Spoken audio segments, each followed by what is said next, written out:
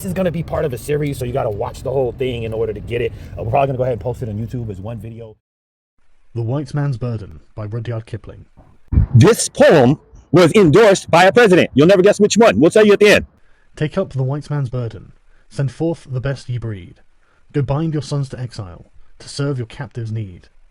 To wait in heavy harness, on fluttered folk and wild, your new-caught sullen peoples, half devil and half child. Take up the white man's burden, in patience to abide, to veil the threat of terror, and to check the show of pride. By open speech and simple, 100 times made plain, to seek another's profit, and work another's gain. Take up the white man's burden, the savage wars of peace, fill full the mouth of famine, and bid the sickness cease.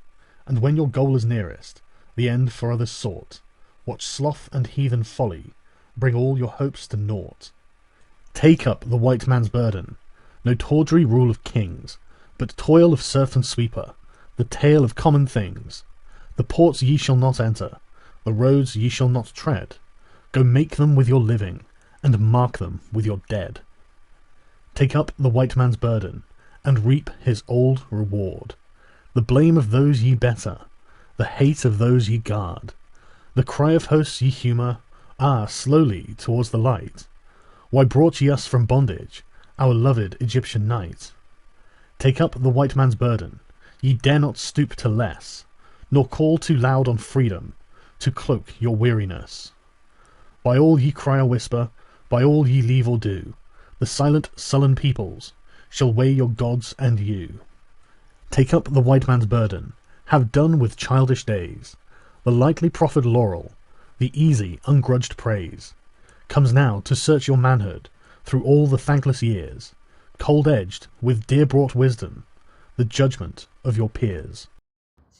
Teddy Roosevelt. No. This dude's a war hero for going over to brown countries, the Rough Riders and all that. Right. The colonizing. That's what these European Americans do. They're not. They've been doing it globally. They started off with each other, and then when they realized that there were Negroid and other peoples, the Asians, the Latinx and folks, because the Latinx wasn't even a Latinx thing because they were all indigenous before the Spaniards and the Portuguese. You know, it's just really sloppy. But they believe they're divinely blessed with this planet. When they tell you about how Adam was created last to have dominion over the fish and sea and all the other animals on the planet, they're talking about themselves. Even though there were no Caucasian people, you know what? It's just sloppy. But yeah, white man's burden. This is what they really believe. Imagine you're playing a game where one team decides it's their job to help everyone else play better. They believe they know what's best for others and feel responsible for guiding them. This idea of taking on responsibility for others because you think you know better is similar to the concept of white man's burden. The white man's burden was a belief held by Europeans during the 19th and early 20th centuries. They thought it was their duty to bring civilization and progress to people in other parts of the world, often societies in Africa, Asia, and the Americas. This belief was tied to ideas of racial superiority, where Europeans considered themselves more advanced and capable of improving the lives of others. For example, when European powers colonized countries in Africa and Asia, they often justified their actions by claiming they were helping to bring modernity, technology, and religion to societies they viewed as less developed. This was seen as a responsibility they had to fulfill for the benefit of those they colonized, even if those people didn't necessarily ask for or welcome their help. In literature and political speeches of the time, this idea was promoted as a noble mission. For instance, Rudyard Kipling, a famous British writer, wrote a poem titled The White Man's Burden in 1899, encouraging the United States to take up its role as an imperial power and bring its version of progress to the Philippines, which it had recently acquired as a colony. However, the concept of the white man's burden has faced criticism.